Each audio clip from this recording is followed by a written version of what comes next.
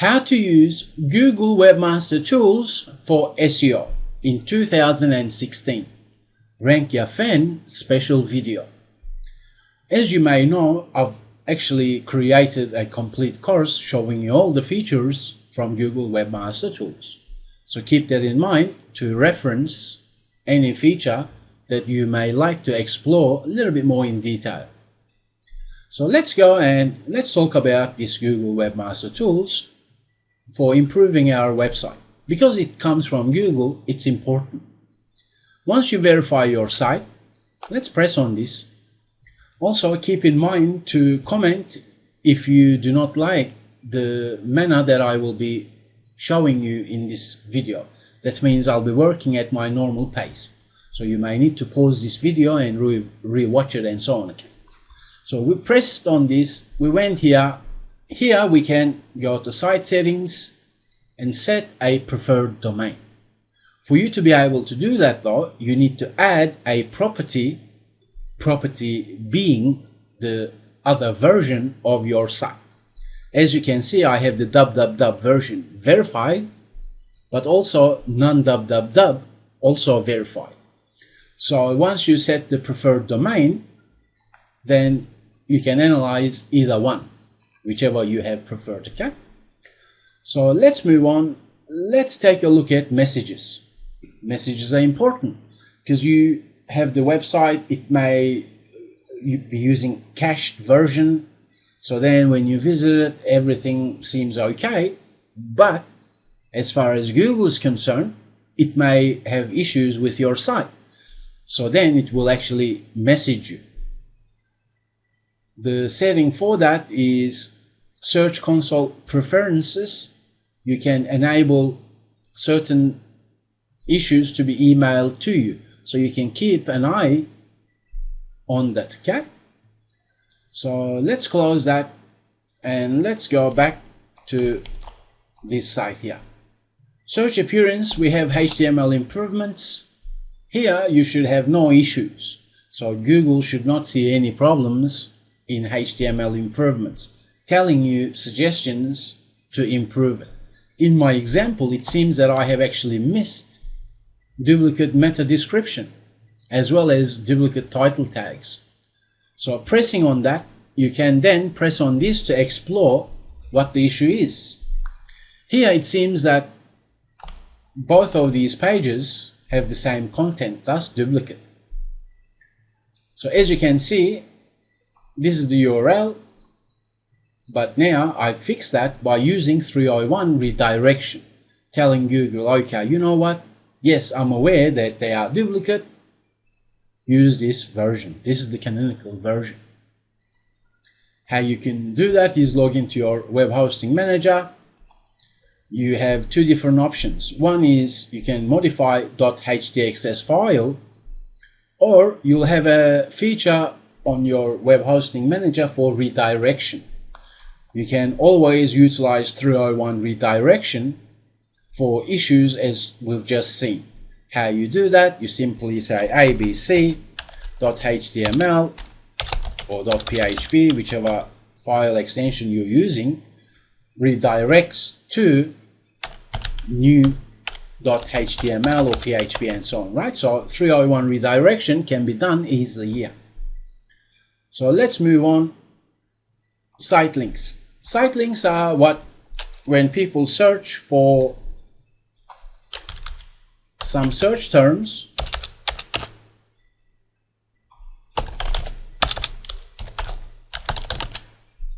Google may show site links, but it may be the case that Google has indexed certain portion of your site whereby you don't want Google to show that to its searchers.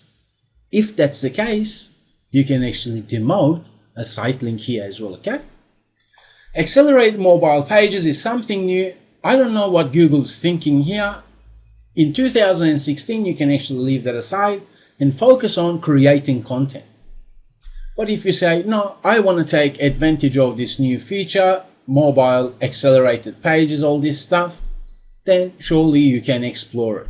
But my suggestion and advice is for you to, you know what, leave that aside, make your website the only one version of your website, fully mobile ready and responsive, and fast loading regardless of which device people are using, instead of creating a complete set of your site, a new set for mobile devices, because that obviously will then make things difficult for you in terms of resource allocation. Okay, but nonetheless, it's there for you to explore. In 2016, I actually won't even touch it, because I believe creating the website that's fully responsive, loads fast on mobile devices is only smart, particularly if you're using WordPress, whereby it generates different sizes of images anyway.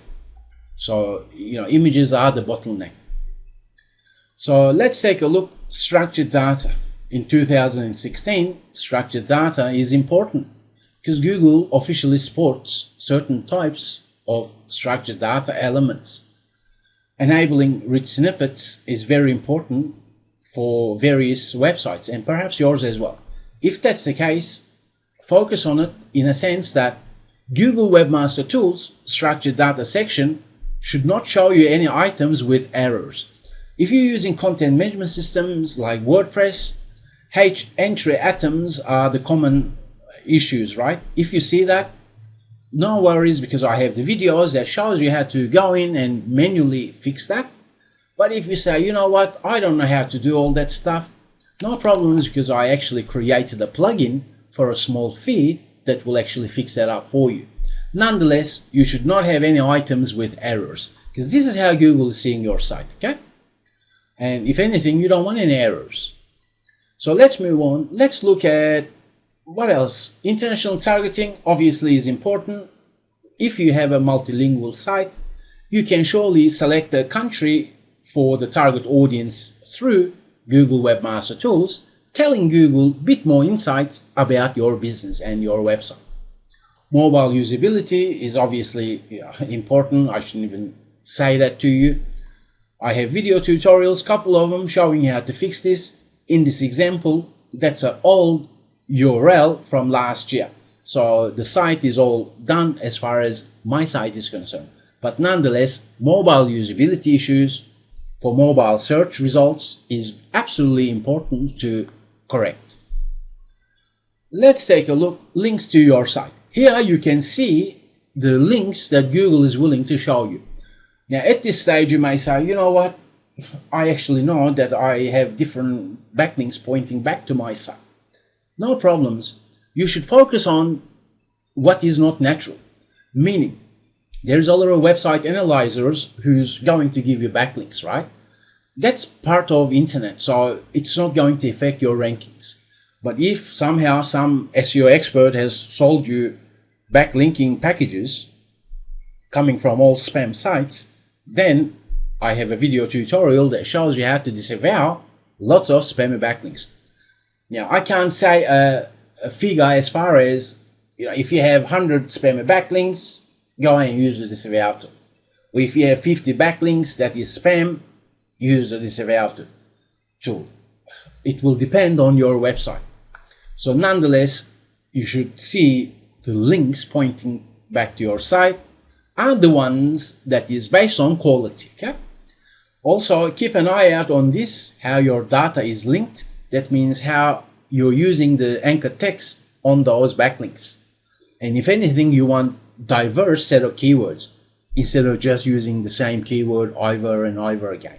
Because if that's the case, then Google may not send you manual penalty notices, but behind the scenes, it will actually penalize your website unknown to you. So therefore, backlinks are very important to make sure that you're making effort to create quality content to be marketed on internet. So let's move on. Internal links. Well, internal links are critical, absolutely critical, because it tells Google what your website is about, in a sense, its structure and how you use keywords within those internal links. Yeah, menu links obviously should be designed for people, not for search engines. But throughout your content, you may be able to interlink the other pages. If that's the case, use keywords, yes, but only if it's appropriate to do so. Nonetheless, keep an eye out on the internal links and make sure that it is you who's aware of those links on your website.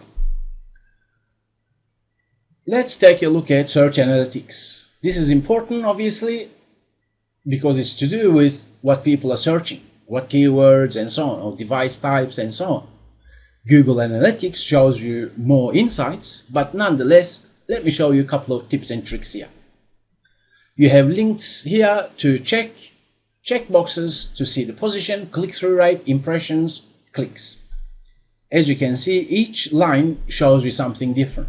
And if anything, you want steady line as far as what you're seeing for your website in Google Webmaster Tools, okay? So let's take a look at this. Impressions is what people search. When people search, Google shows your results. Whether they click or not, that's one impression. So therefore, looking at this data, you may say, okay, you know what? Apparently people search for this. I'm ranking here, this many impressions, all that stuff. I can use this information. Well, as I've created another video for Google Analytics, but same concepts apply here as well. You can look at the average position here, say, that's lingering in the 5th position. So looking at that, you can say, can I improve that page? Can I redo the title tags to get more click-through rates or meta descriptions for higher click-through rates? Because that can be accomplished. Or you can dive back into that page and look at the content, perhaps even update it. As long as the URL doesn't change, you're good to go. You can always update it because Google is working on per URL basis. So as long as the URL doesn't change, the content can change, no problems. So you may be able to go in there, refresh it, perhaps update the content, optimize your images, perhaps internal linking, highlight certain text that is important, perhaps redo heading tags and so on. So on-page optimization is already mentioned on RankYa YouTube channel, okay? So as I've said, let me show you a couple of tips and tricks. Let's take a look at this as an example. Yes, WordPress, yes, okay, let's press on. Okay, what we're seeing is we're seeing queries, right? We have these little triangle icons whereby we can further filter certain elements as shown in the menus. And we can always reset it, no problems. We can also compare, let's compare search queries, compare this keyword versus this keyword. So that may be of interest. I tend to not use that a lot because, for me, I'm aware of what keywords that is of importance for my industry, right? So there's no need for me to go compare, but it's there for you.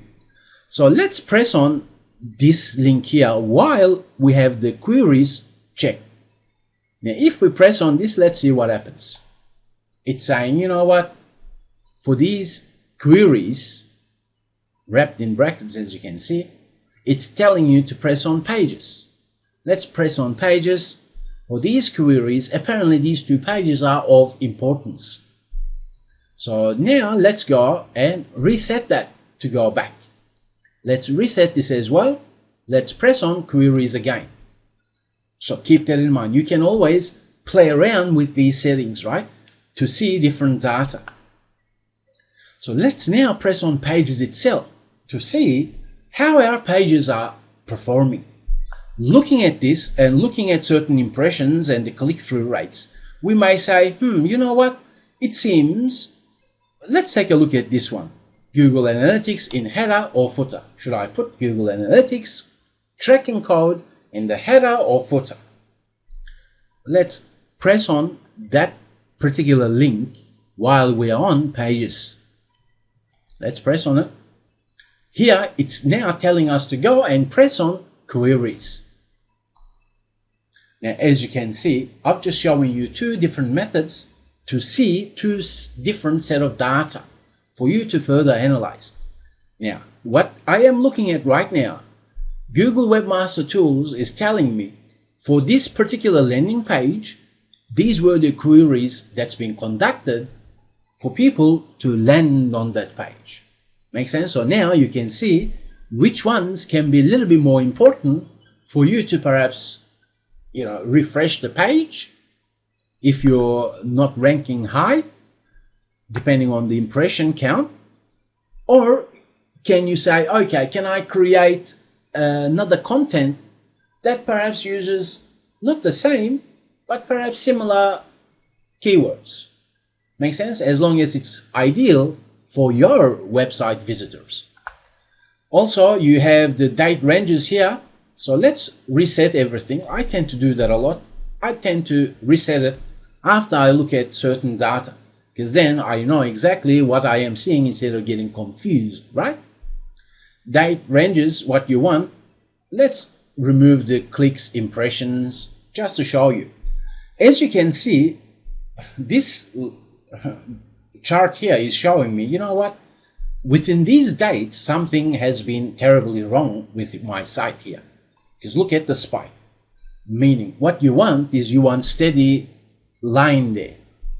You can go back into different date ranges or even choose a custom date range. Let's go 3 months back in time, as in 90 days. As you can see, the update here, what Google has updated, is telling you more updates about what really happened on that date. So you can surely read more through it, no problems, okay? But when looking at the position, something has definitely been wrong here. So then the question has to be asked, okay, what happened on that day? Did I update my website? Has my server went into maintenance mode? And so on. Like, you need to be aware of that. So if you see a lot of spikes up and down here with position, then you got to ask yourself, why is that? Identify it and remedy it accordingly. So let's move on. Now we see search analytics. Although I created a video, I really haven't explained the insights that I'm actually showing you in this video, okay? So let's take a look at remove URLs. Okay, I actually get to talk with website owners asking me a lot of questions about removing URLs. Let me then suggest this to you. You have a website. If you end up making changes and you're aware that certain pages are no longer relevant for your website visitors, if that's the case, don't use this. Make sense? You use remove URLs only when you're seeing results in Google search that you think, you know what, that shouldn't be there. That landing page shouldn't be indexed. It shouldn't be there.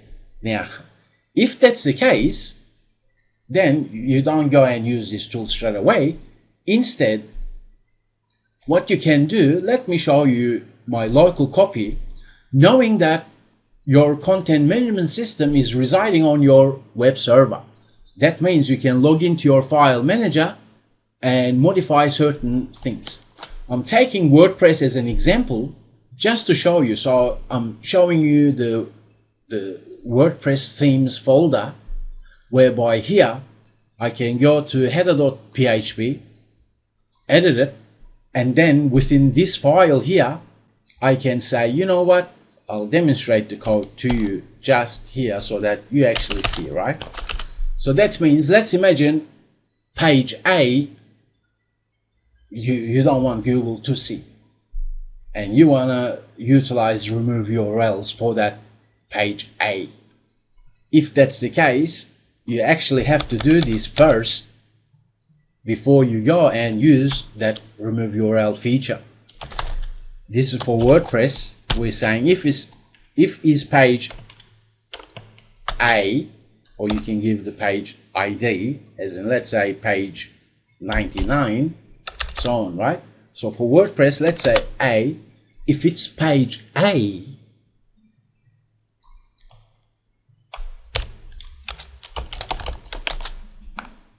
then make sure you have this in header between the head portion, telling Google, do not index this page again. but you're welcome to follow the links on it. So this is what you do before you start using this remove URL feature. So I wanted to mention this for you here because it's very important. Because if you end up, updating your website and then, some old pages are showing you 404 page not found, then let them be the case. And don't go and use the remove URL feature for page not found errors. Page not found errors are perfectly okay. So there is nothing wrong if you update your website or perhaps some content you had goes stale and then you remove it. You can just leave it in its place, no problems. But if you want to, go that extra step and make sure that the 404 pages, let's take a look at this. It's showing 404. I can press on this, press on it to see if that page is there. Well, it's not there. It's saying it's linked from these places and the error was found within this date. Looking at that, well, that's rather really old, right? That's coming from last year. So this may linger on. I can, at this stage, say, you know what? Okay, I have removed that page, but I actually do have a page that's very similar. Now, only if that's the case, then you go and do 301 redirection. But if I can at this moment say, you know what, I am aware that page is no longer there because that's what I want on my site, then you can just leave it instead of going and doing 301 to your home page and so on. Okay, don't make that mistake because that's not the smart way to go. Just think it like this. If someone's searching for these terms through Google search,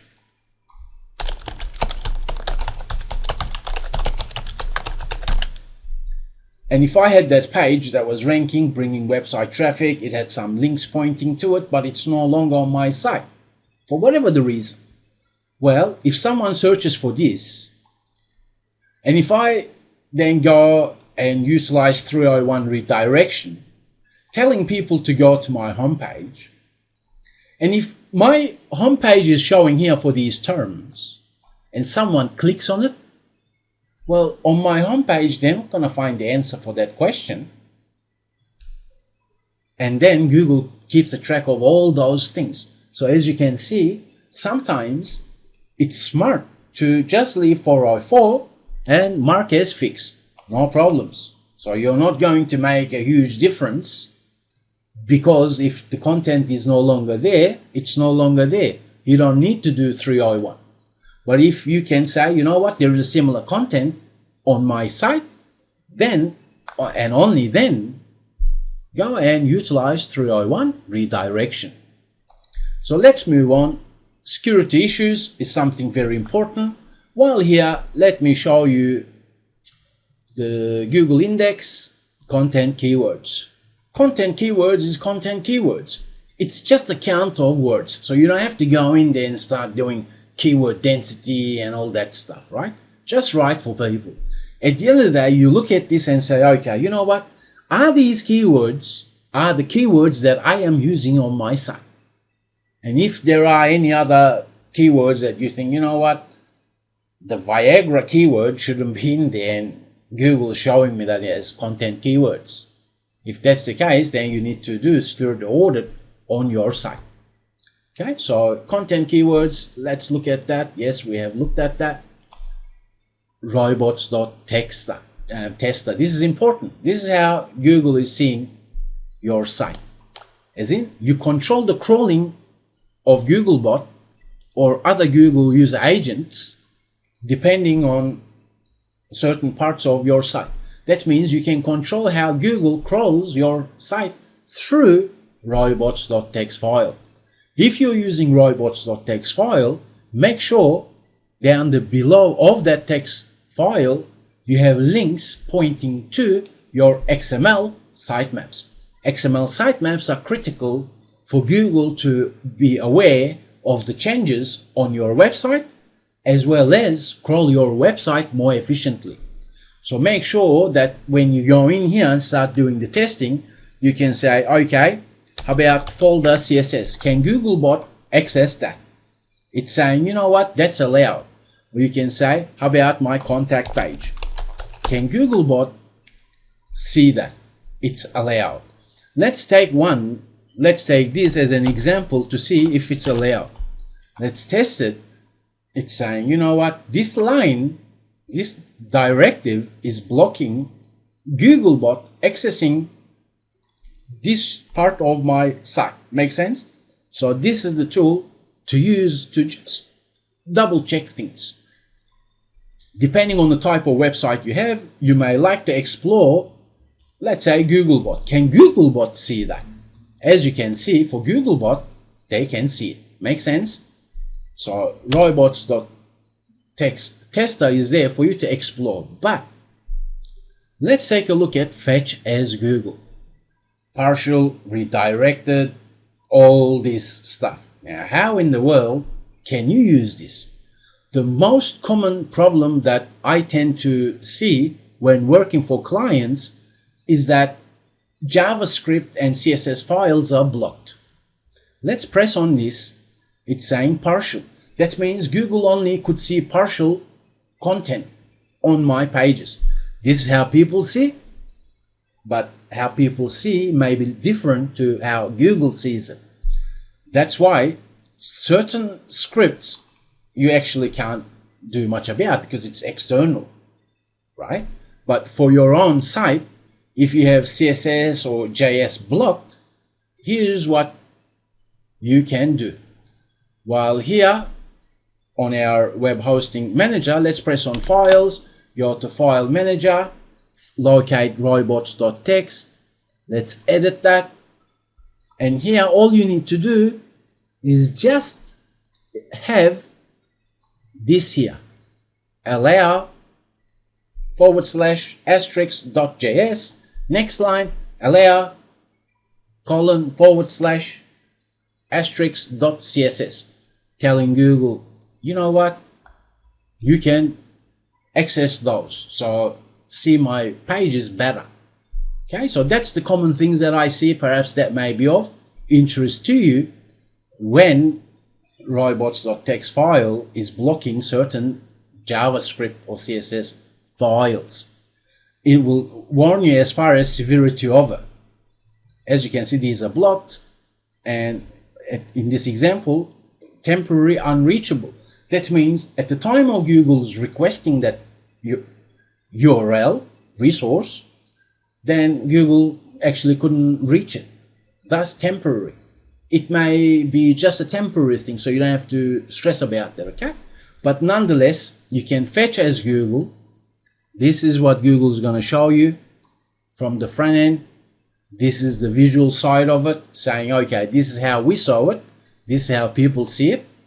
And if you have things blocked, like JavaScript or CSS, then it makes Google's job very hard to understand your website. So therefore, you got to make sure that JS and CSS files are not blocked. And you do that through robots.txt file. Okay? So at the end of the day, crawl stats, you don't perhaps have to even look at this. Don't waste your time. Security issues are always critical. You can explore it. If you see anything wrong here, you must then obviously do security audits. At the end of the day, I know I'm showing you things a little bit fast in this video, but if you think, you know what, this style of teaching is, I don't like it, then comment. If you like it, then still comment. So then, because what I've squeezed in this video session is a lot of things for you. So if I had to do this in part series, then we'd have 20 different videos, right?